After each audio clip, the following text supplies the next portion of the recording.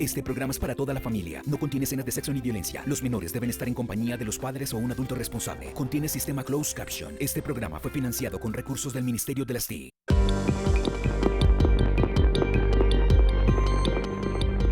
Buenas noches. Varias versiones apuntan a la muerte del cabecilla de las disidencias de las FARC, alias Jesús Santrich. Hoy ha sido un día de distinta información al respecto. Empecemos por lo último, Patricia y queridos televidentes. Este es el supuesto comunicado firmado por las disidencias de las FARC en el que se confirmaría la muerte del cabecilla.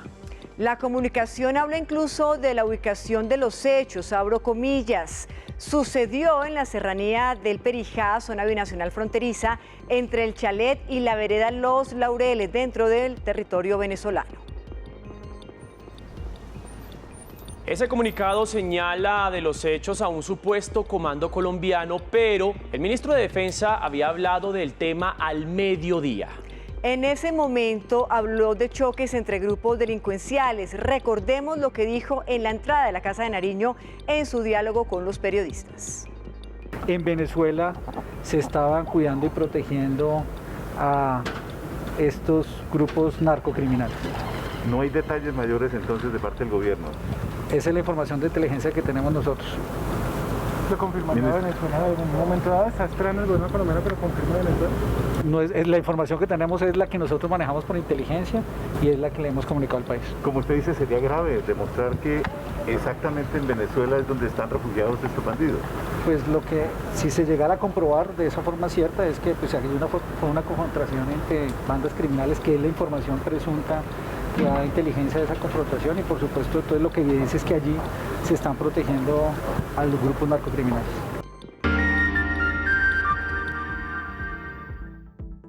Santrich tenía orden de extradición por narcotráfico y Estados Unidos ofrecía una recompensa de $10 millones por él y por Márquez.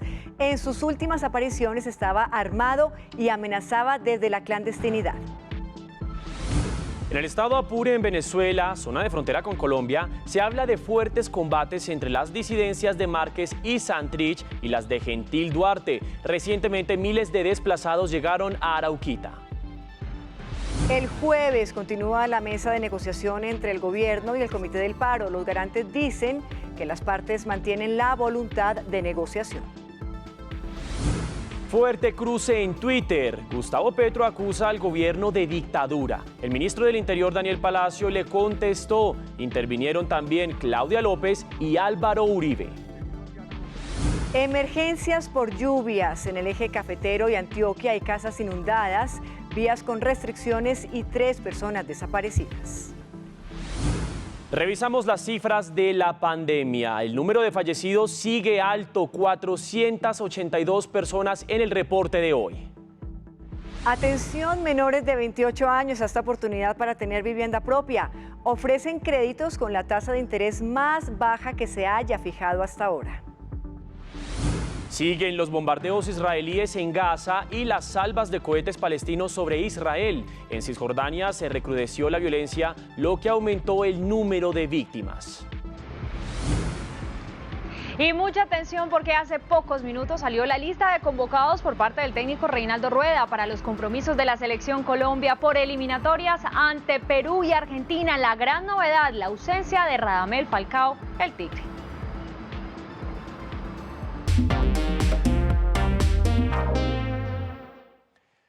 Volvemos con la noticia del momento, la muerte de Jesús Santrich en territorio venezolano. Omar Hernández, en la Casa de Nariño, cuéntenos qué reacciones están previstas de esta noticia. Hola Mateo, Patricia, televidentes, muy buenas noches. Pues todo sigue a la expectativa aquí a las afueras de la Casa de Nariño, donde los medios de comunicación estamos prestos para ver cuál va a ser la información que se va a dar precisamente sobre esta noticia, sin duda alguna, pues que ha llamado la atención no solamente en el país, sino también a nivel internacional. Por ahora les cuento el prontuario de Santrich, quien es uno de los hombres más buscados por la justicia, no solamente nacional, sino a nivel internacional, hombre importante de las distintas guerrillas de las FARC, como también para las disidencias de las FARC. Seusis Pausias Hernández Solarte, alias Jesús Santrich, ingresó a las FARC en 1985 e inició como el responsable de la emisora cadena radial bolivariana La Voz de las FARC. En 2006 formó parte del Estado Mayor del Bloque Caribe y en 2010 fue negociador en el proceso de paz y participó en la redacción del acuerdo final firmado en 2016. Santrich fue el artífice del momento más polémico de todos los diálogos cuando respondió hacia un periodista en Oslo. ¿Están preparados para pedir perdón si esa es una cuestión innegociable? ¿De qué dices, Santrich? Quizás. Después de la firma logró una curul en la Cámara de Representantes, pero no se posesionó porque fue capturado con fines de extradición en abril de 2018 por narcotráfico y el envío de 10 toneladas de cocaína a Estados Unidos. Duró detenido 13 meses en la cárcel La Picota en Bogotá y por orden de la JEP fue trasladado a un campamento de reinserción, pero en julio de 2019 huyó del lugar junto a Iván Márquez, con quien fundó las disidencias de las FARC Nueva Marquetalia. Y esta fue la imagen que entonces se conoció de Santrich, armado y amenazando al presidente y hasta a periodistas. Memento mori, Duque. A todo procusto le llega su teseo, es decir, que a todo marrano gordo le llega su diciembre. Nos vemos. En Colombia, Santrich tiene 4 órdenes de captura por homicidio, daño en bien ajeno, terrorismo, rebelión y secuestro extorsivo. Además, la circular roja de la Interpol con fines de extradición a Estados Unidos por narcotráfico. El perfil de uno de los hombres más importantes de la guerrilla de las FARC. Por ahora estaremos muy pendientes de lo que se genere aquí en la Casa de Nariño frente a esa información. Omar Alejandro Hernández, RTVC Noticias, conectados 24/7. Gracias, Omar. Y recordemos que Santrich regresó a la clandestinidad en medio de un escándalo por narcotráfico que llevó a su captura a finales, después a su extradición. El procedimiento, sin embargo, nunca se cumplió en medio de la polémica entre la justicia ordinaria y la justicia especial de paz sobre la competencia del caso. La circular roja. Con la expedición de una circular roja en su contra hace exactamente 2 años, alias Jesús Santrich quedaba expuesto para ser detenido en los más de 190 países donde alcanza el rango de acción de Interpol. La responsabilidad del señor Seusis Hernández, conocido como Jesús Santrich, en delitos de narcotráfico. La referencia que hacía el entonces presidente de Colombia era del aparente intento de envío de 10 toneladas de cocaína entre 2017 y 2018 hacia Estados Unidos, por la que el excomandante de las FARC había sido detenido. No los quiero más allá. Van a trabajar tranquilos. El fuero especial del que gozaba por los acuerdos de La Habana fue punto de fricción entre la justicia ordinaria y la especial de paz. Ningún excombatiente de esa guerrilla podía entregarse a Estados Unidos acusado de narcotráfico siempre y cuando hubiese cesado de esa actividad después de 2016. Tenemos que defender este proceso de paz. El acusado estuvo detenido desde el 9 de abril de 2018 bajo el argumento del Estado colombiano y liberado el 30 de mayo de 2019 cuando la Justicia Especial de Paz advirtió su competencia en el caso. Momento en el que se pierde su rastro y luego se conoce de su liderazgo disidente.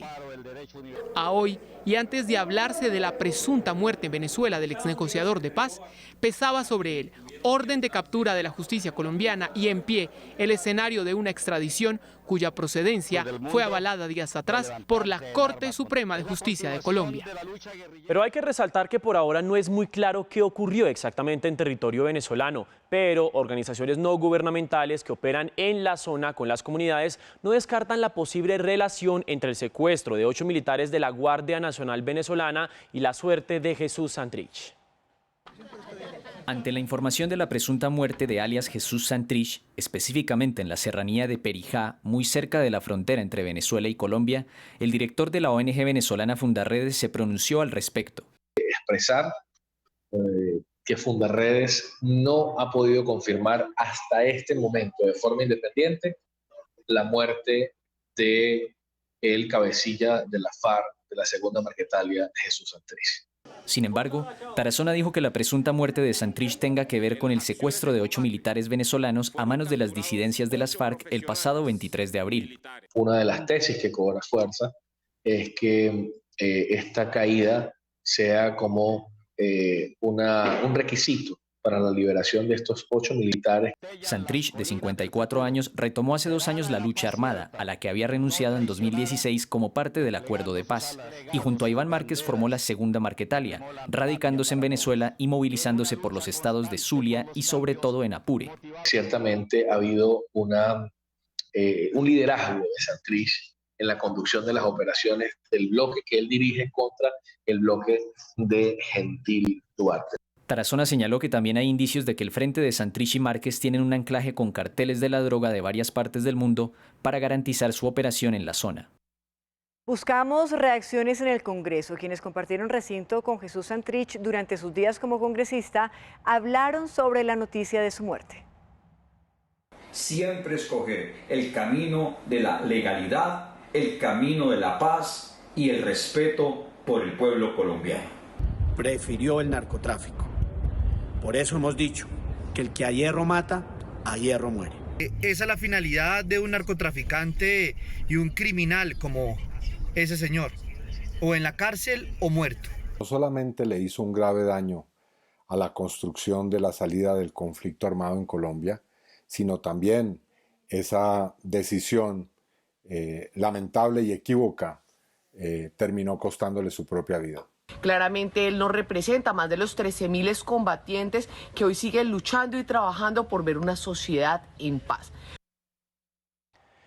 En un operativo de allanamiento en Floridablanca, Santander, fue capturado alias Matamba, señalado como uno de los narcotraficantes más buscados en el país. Matamba era el jefe del autodenominado La Cordillera del Sur, perteneciente a la segunda Marquetalia de alias Iván Márquez y con injerencia en el departamento de Nariño. Es requerido en extradición por Estados Unidos por delitos relacionados con el narcotráfico.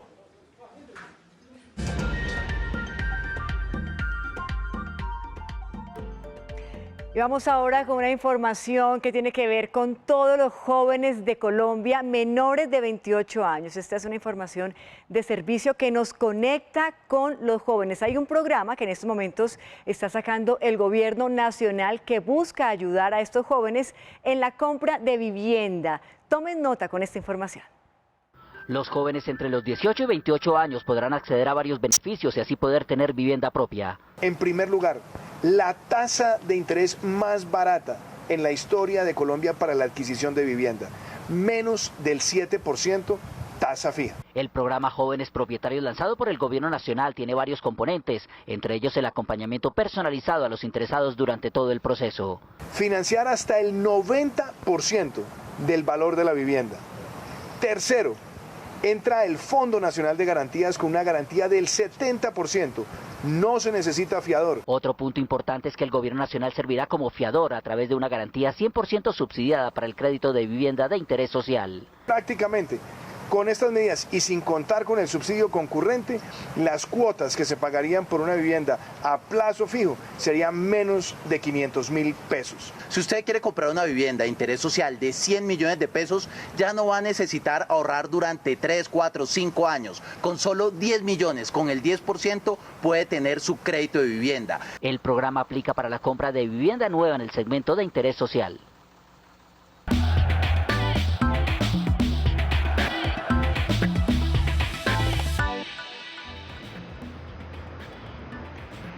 Y muy buenas noches, me encanta saludarlos desde la ciudad de Medellín, sobre todo cuando hablamos de Selección Colombia, porque ya está lista la lista de convocados justamente del profesor Reinaldo Rueda para los partidos que tendrá la selección ante Perú y Argentina por las eliminatorias. Pues miren ustedes, sin Falcao, pero con varias sorpresas, el técnico dio a conocer estos 26 jugadores para enfrentar estos duelos. Las madres de cada uno de los jugadores fueron las encargadas de anunciar los convocados para los partidos. Falcao García no aparece entre los llamados, pero los nombres de Carlos Cuesta, Daniel Muñoz, Baldomero Perlaza, el retorno de Sebastián Pérez y la esperada convocatoria de Rafael Santos Borré son protagonistas en esta lista. Colombia, recordemos, visitará a Perú en Lima el 3 de junio a las 9 de la noche en el Estadio Monumental de Universitario y recibirá a la selección argentina a las 6 de la tarde en el Estadio Metropolitano de Barranquilla el próximo 8 de junio. Y vamos con otros temas mientras seguimos emocionados con la Selección Colombia, pero con esos hombres que también nos dejan en alto la bandera por el mundo. Estamos hablando de Egan Bernal, pues hoy tuvimos descanso en el Giro de Italia, pero él está vestido con la corza rosa, siendo el líder de la competencia, y muchos dudábamos o pensábamos qué iba a pasar con Egan, sabiendo que tenía algunas molestias físicas, sobre todo el tema de la espalda, pero con mucha fe él está pedaleando para quedarse con el título. De las 3 semanas que dura una vuelta grande, la primera suele ser la que marca la pauta. En este Giro, la presencia de los altos desniveles han probado las piernas de los llamados al título. Desde el primer día, Egan mostró su interés.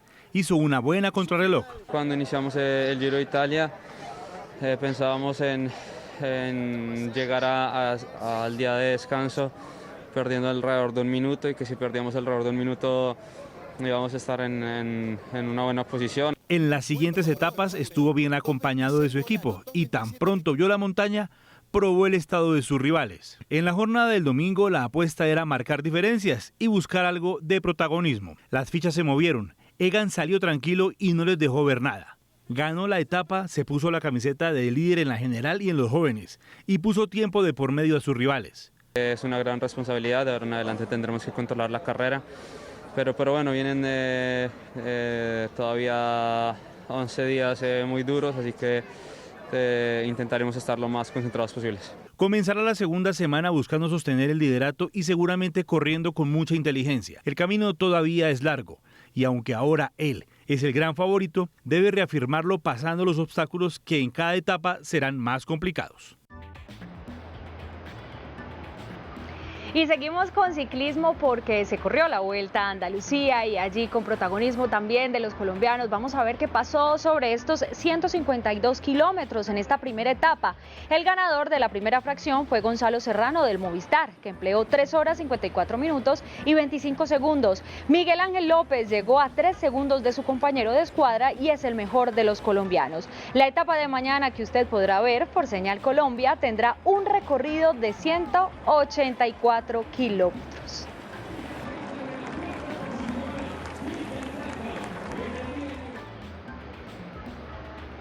Y ahora nos vamos con un poco de fútbol y de emoción por el mundo, porque ustedes saben que ya el Manchester City tiene el título asegurado. Hoy jugó con el Brighton, también el Manchester United con el Fulham, pero vamos a ver qué pasa en esta definición, en esta recta final, porque también están muy atentos a los cupos europeos.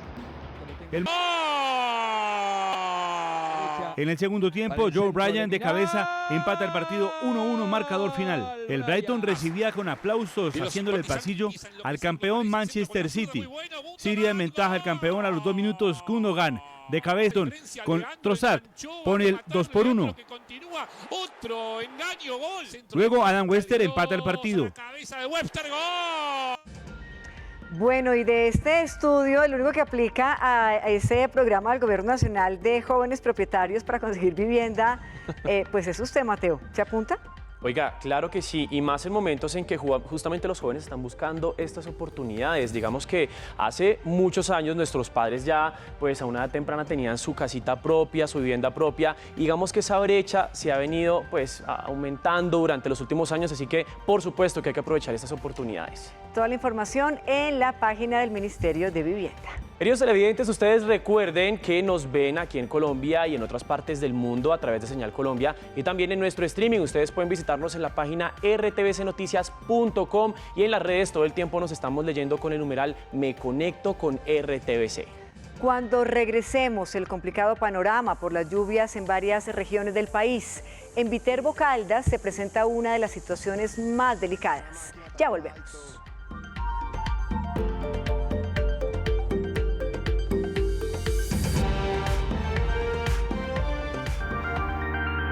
Ya regresamos con más información en RTVC Noticias.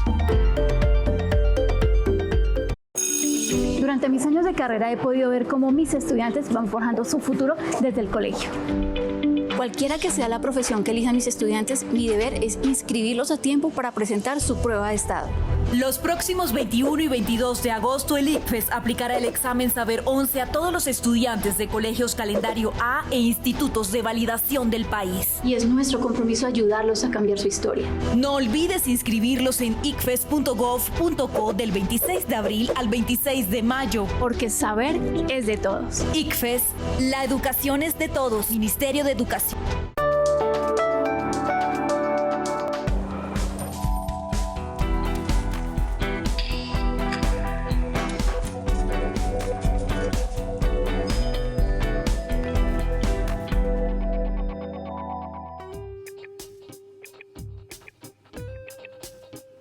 Hay un pueblo que sueña.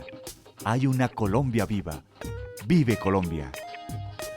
Tenemos tanto. Tenemos una tierra hermosa. Tenemos una tierra fértil. Somos un pueblo amable. Somos un pueblo bueno. Soñamos con una patria justa. Soñamos con una patria libre. Vibramos con lo nuestro. Nos une la esperanza y una sola bandera. La bandera de la Colombia que vive. La Colombia que trabaja por una nueva vida.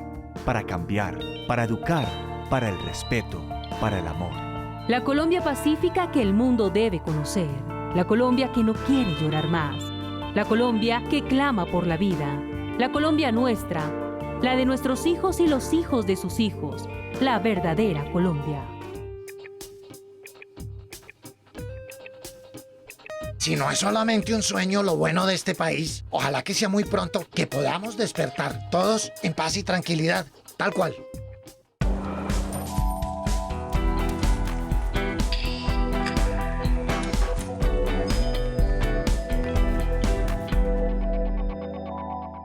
Nuestros campesinos han hecho su mayor esfuerzo por producir los mejores alimentos para nuestra mesa.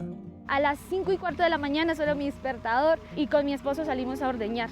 Agua, sol, tierra, ingredientes del sabor de Colombia. De nuestro trabajo. De nuestra gente. De nuestro orgullo. De nuestras manos. Productos colombianos. Son buenos. Son del campo. Cuando le apuestas al campo colombiano, alimentas el futuro de miles de familias campesinas. Consume colombiano. Juntos por el campo.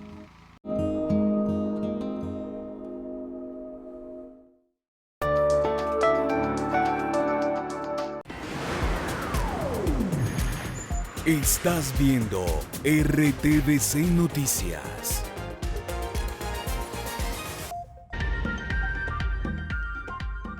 Gracias por continuar con nosotros en RTVC Noticias y revisamos ahora la situación de movilidad en Bogotá porque el servicio de Transmilenio sigue con medio centenar de estaciones fuera de servicio. Conectamos ya mismo con Diana Gómez. Hola Diana, adelante.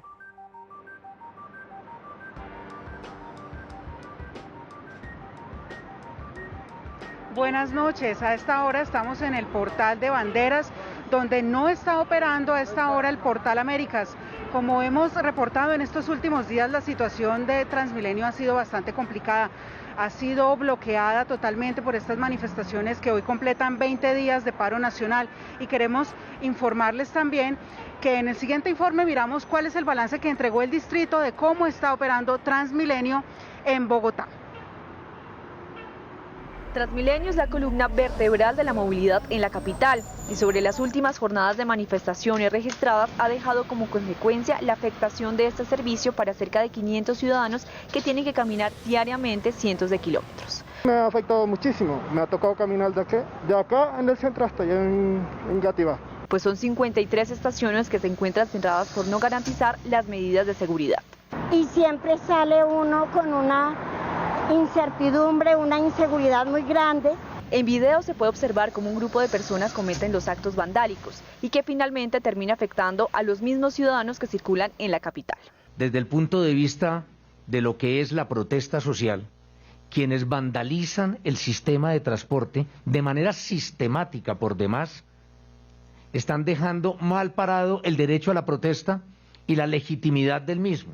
Según la alcaldía de Bogotá, las mujeres son las más afectadas. El personal de salud es mayoritariamente femenino. Se ha tenido que hacer no una, sino muchas veces lo que nosotros llamamos doblarse en los turnos. El monto estimado en daños asciende a los 18.000 millones de pesos. y queremos informar que el distrito levantó la medida de pico y placa mañana, 19 de mayo. Esto por el paro nacional que se ha convocado y que tenemos los puntos de concentración más importantes para que ustedes como ciudadanos en Bogotá estén muy atentos. Avenida Calle 80 con carrera 68 desde las 6 de la mañana habrá manifestaciones, lo mismo que en la autopista sur con Sevillana, Monumento a los Héroes, Portal Américas, Portal Norte desde las 8 de la mañana. Centro de Memoria Distrital y en el SENA de la carrera 30 con 1 de mayo, Parque Nacional, Museo Nacional desde las 9 de la mañana. Otros de los puntos de concentración para el paro de mañana es la Universidad Nacional, la autopista Norte con calle 100, Parque El Virrey, esto desde las 10 de la mañana para terminar en la Plaza de Bolívar, que será uno de los puntos de encuentro. Pero tengan muy en cuenta, recuerdo la información, pico y placa se levanta para carros particulares y taxis el día de mañana. Otra información que nos entrega Secretaría de Gobierno es que ya mañana retoma en funciones Luis Ernesto Gómez. Es toda la información desde Portal Banderas en Bogotá. Diana Gómez, RTVC Noticias, conectados 24/7. Gracias, Diana, a usted por esta información. Y bueno, resaltarle a los televidentes entonces que mañana la medida del pico y placa se levanta. Para todos los televidentes que nos están escuchando, información de servicio. Vamos ahora a hablar de lo que ocurre en otras partes del país, porque es que en departamentos como Chocó, Antioquia y Tolima, las lluvias están causando estragos. Vamos inmediatamente con este recorrido por las regiones con los periodistas de la Radio Nacional de Colombia. La noticia en el Chocó es que 2 jóvenes de 19 y 26 años de edad quedaron atrapados en deslizamientos de tierra que se presentan en este departamento. Además, cerca de 500 familias se encuentran damnificadas por fuertes lluvias que han generado inundaciones en 4 municipios del Chocó. La alerta naranja y la alerta roja persisten en esta región. En Antioquia, las fuertes lluvias dejaron como saldo 334 familias afectadas. Según el Departamento Administrativo de Gestión del Riesgo de Desastres, 12 emergencias han sido reportadas tras las altas precipitaciones de las últimas horas, las cuales incluyen avenidas torrenciales, deslizamientos e inundaciones. Desde el DAGRAN solicitan a las comunidades estar alertas y reportar oportunamente a los organismos de socorro. La noticia en el Tolima está relacionada con el cierre durante más de 10 horas sobre la vía Cajamarca-Calarcá. En ese eje vial se presentaron 3 deslizamientos de tierra de gran magnitud. Un vehículo quedó atrapado en uno de esos derrumbes. Los ocupantes, por fortuna, no resultaron lesionados. Entre tanto, personal de Invías avanza con los trabajos de remoción de tierra en esa zona del occidente tolimense. Hablamos ahora de la mesa de negociación en el paro nacional. El jueves es la nueva reunión entre las partes. Los garantes dijeron hoy que la voluntad de diálogo se mantiene. Tras una larga jornada de acercamientos entre el gobierno y el comité de paro este fin de semana, la mesa se suspendió y se retomará el próximo jueves. En este momento, pues estamos delante de unos ejercicios preliminares muy importantes donde se está creando las bases de lo que será la negociación en el momento en que las partes así lo decidan. Durante las discusiones en las que el gobierno respondió una a una a las exigencias del comité, se registraron tensiones, sin embargo, aún hay voluntad. Sí, normalmente en estas negociaciones pueden presentarse momentos difíciles de tensiones, momentos complejos para resolver diferencias. Entre tanto, la decisión del gobierno de ordenar levantar los bloqueos a través de la fuerza pública generaron reacciones. Solo en caso de que los manifestantes no quieran dialogar, sería válido el uso de la fuerza proporcional. Garantizar los derechos de los colombianos que no se manifiestan y garantizar también el abastecimiento. Una de las peticiones del Ejecutivo a los promotores de las manifestaciones es que se suspendan los bloqueos en varios departamentos. Y en Yumbo, Valle del Cauca, los enfrentamientos entre policías y manifestantes dejaron 2 personas muertas y 39 heridas. Sedes estatales y locales comerciales resultaron afectados. Incendian el CAI de las Américas, Yumbo. Cuantiosos daños materiales dejaron los enfrentamientos por más de 24 horas entre manifestantes y policías en Yumbo. Las calles quedaron llenas de piedra, árboles quemados, barricadas y vehículos incinerados. Encapuchados bloquearon las vías de acceso al municipio. Los manifestantes dicen que no se permite el paso, pero hay excepciones. Estamos dando prioridad al corredor humanitario, lo que son ambulancias, enfermos, sepelios, todo personal médico. En una de las acciones violentas, una explosión cerca a la subestación de combustibles de Ecopetrol alarmó a la comunidad que temía por lo peor. También hubo afectaciones a sedes estatales y locales comerciales. Ante los constantes ataques a la estación de policía, tuvieron que ser trasladados por vía aérea más de 160 personas detenidas. Para controlar a los manifestantes, la fuerza pública envió apoyo y vehículos. Por aire también hubo refuerzos. Estos desórdenes se extendieron hasta la vivienda del señor alcalde, que resultó vandalizada, así como las entidades financieras. La jornada dejó 2 personas muertas y 39 heridas, según el reporte de las autoridades locales. Decirle a la comunidad que vamos a retomar esta situación, vamos a calmarnos. Nosotros tenemos toda la disposición de continuar. Con el bloqueo de vías, continúa cerrado el abastecimiento de alimentos, combustibles y el ingreso de trabajadores a las empresas que hay en el municipio. Y fuerte cruce entre el senador Gustavo Petro y el ministro del Interior. El primero acusó al presidente de dictador y el titular de la cartera de la política le respondió. La crisis social que vive el país convirtió Twitter en un campo de batalla entre varios líderes. La alcaldesa Claudia López trinó. Petro bloquea la concertación embelesado por la rentabilidad electoral que le da el paro. Uribe ordena desbloquear esperando que el deseo de orden tras 20 días de bloqueos lo rescate electoralmente. Par de oportunistas irresponsables. El expresidente Uribe se sumó a las críticas contra Petro. El doctor Petro incita a la violencia, evade su responsabilidad para engañar y su recurso es culparme. El senador Petro respondió al trino de la alcaldesa. La invito a defender la democracia. Lo que viene es un golpe de Estado. Creo que es el momento de la unidad más amplio para detener el atentado contra la vida, la paz y la Constitución. El gobierno también entró en la discusión que se gestó en redes sociales luego de que Petro calificara al gobierno de dictadura. Afirmaciones inflamatorias, mentirosas, falaces, irresponsables, sembrar el odio y la violencia en Colombia. La discusión se trasladó a la sesión de las comisiones primeras del Congreso. Ya tiene el país parado, en desorden, en anarquía. Me siento calumniado porque no tengo ninguna responsabilidad sobre los hechos. Funcionarios del gobierno aseguran que el senador de oposición viola constantemente las políticas de la red social. Y es martes de las cifras del DANE con su director Juan Daniel Oviedo. Adelante, director, lo escuchamos.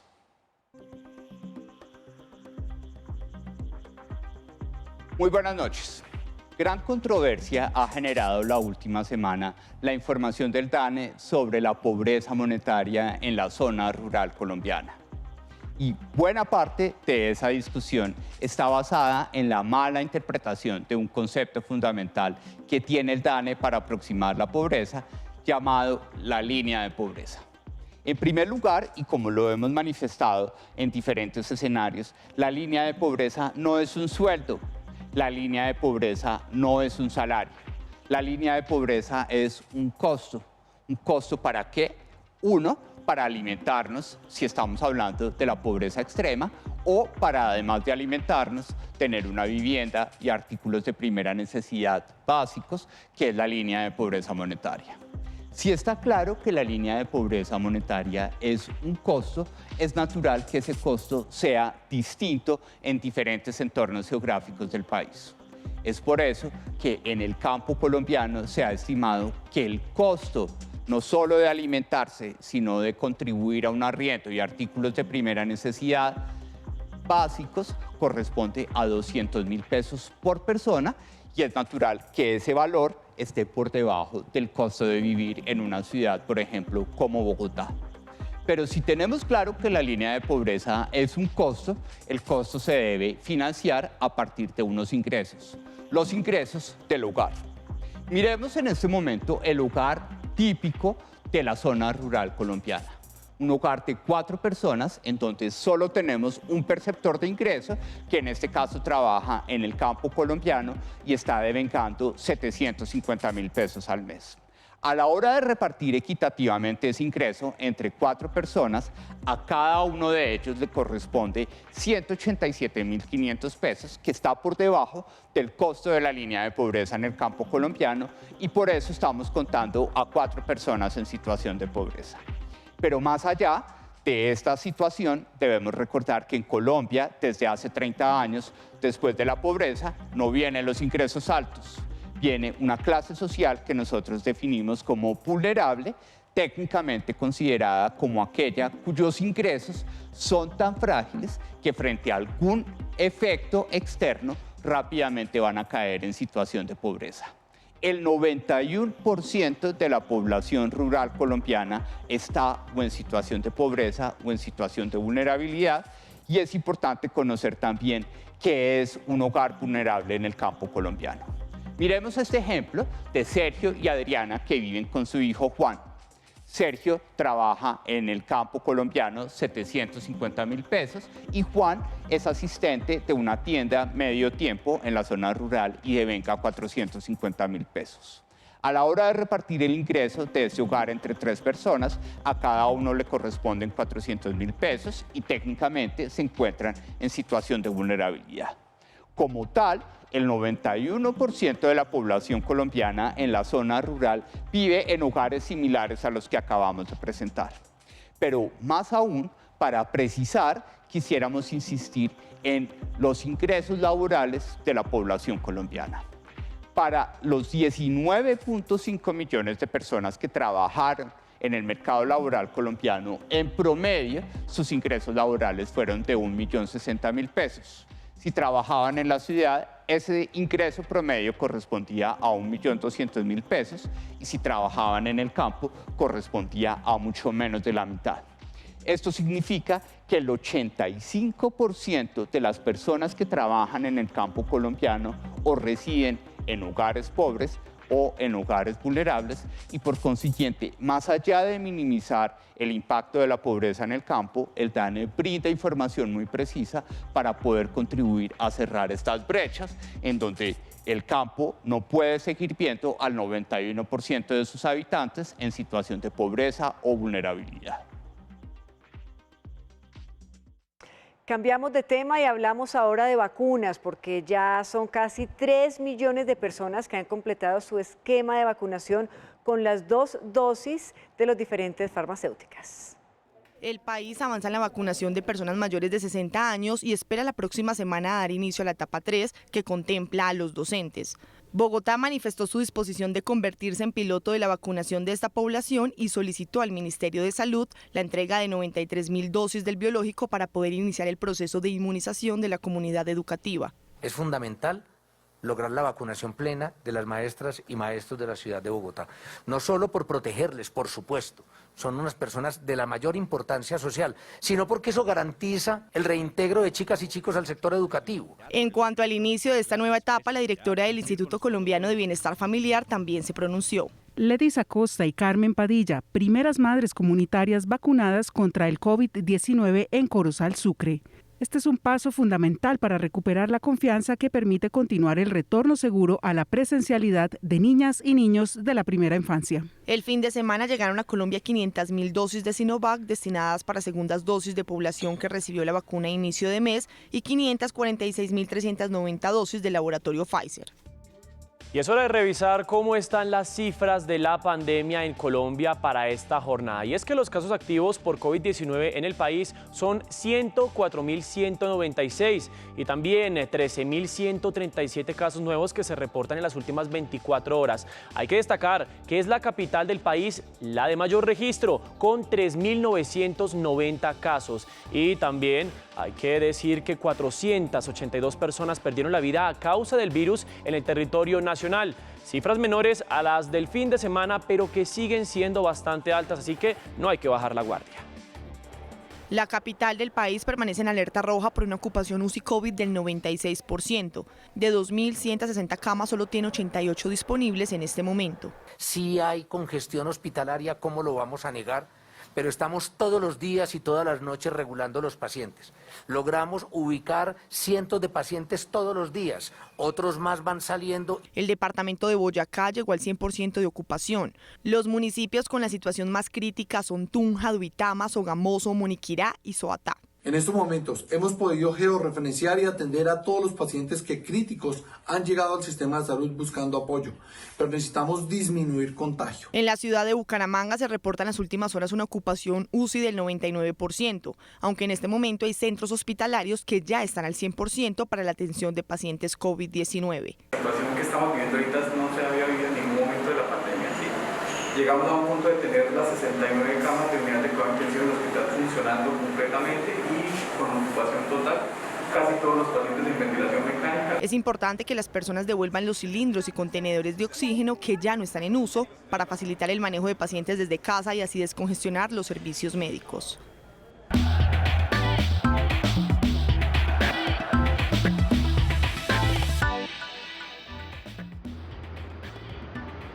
Y seguimos con más información deportiva desde Medellín porque continúa la polémica en esta edición de la Copa Libertadores. Y es que miren ustedes, mañana bastante necesitado, Independiente Santa Fe se enfrenta con River Plate por el grupo D de la Copa Libertadores. Justamente el equipo argentino tiene un brote de COVID-19. Entonces, ¿qué pasó? El equipo intentó pedirle a la Conmebol poder inscribir nuevo jugador, sobre todo a un arquero, porque no tiene arquero en este momento. Solamente tiene a 10 jugadores disponibles para este compromiso ante el equipo bogotano. Intentó también poderlo aplazar, pero la Conmebol le dijo que no, que debe jugar con Independiente Santa Fe. Entonces la pregunta es, ¿quién va a atajar? Será entonces un jugador de campo. Pero le sumo a esta información una noticia, y es que se conoció que, ustedes recuerdan, el 6 de mayo que Independiente Santa Fe tuvo que jugar en Asunción como local, justamente allí, por toda la situación de orden público que vivía el país. Pues allí le intentaron también decir a River Plate, venga, nosotros, recuerde, la Conmebol, tenemos unas vacunas Sinovac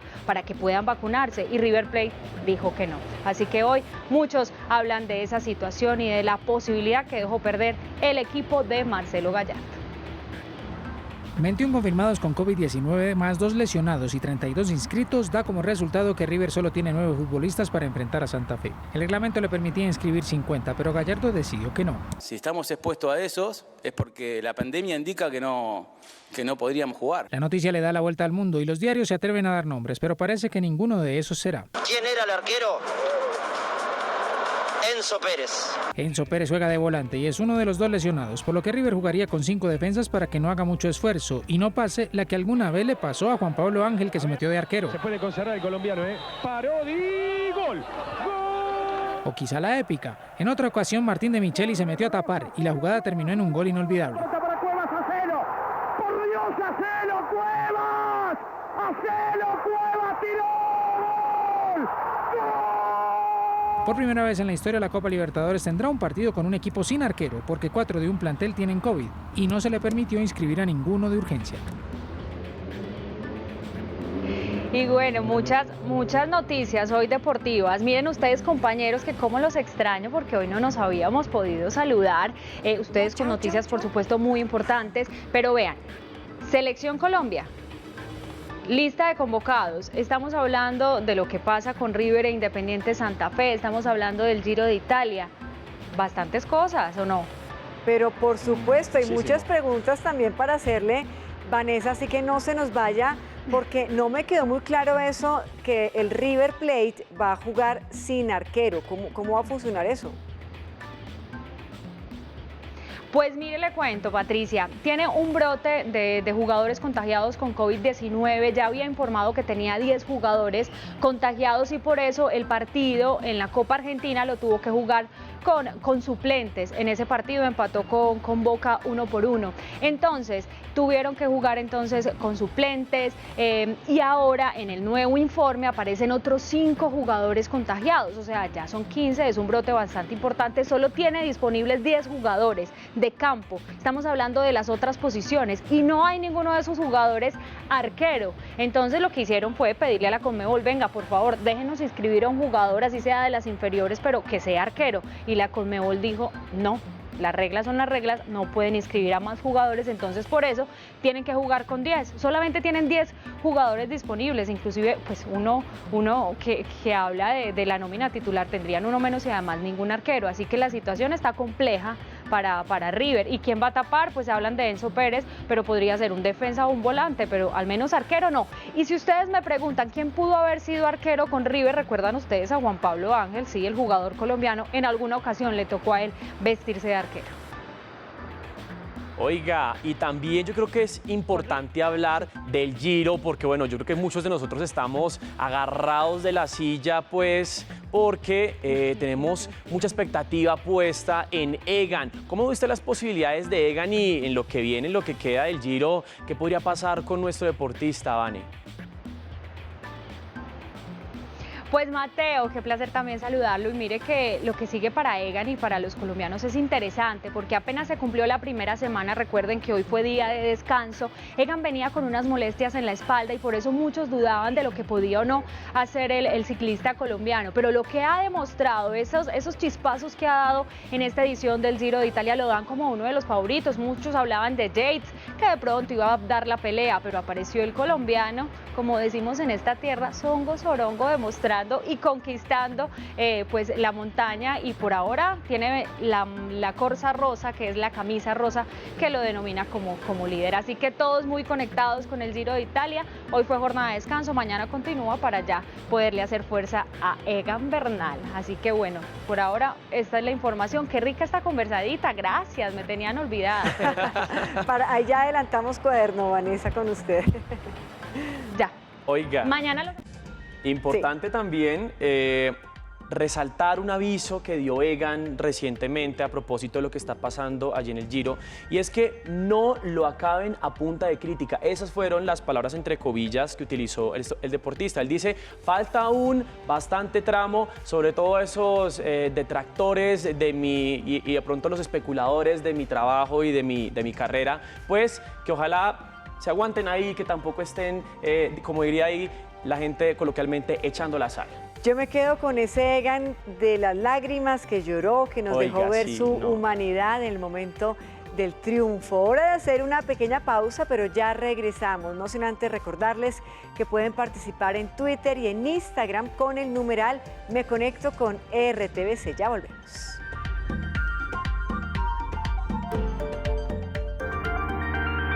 Ya regresamos con más información en RTBC Noticias. Aquí estamos preparando una particular receta. Veamos.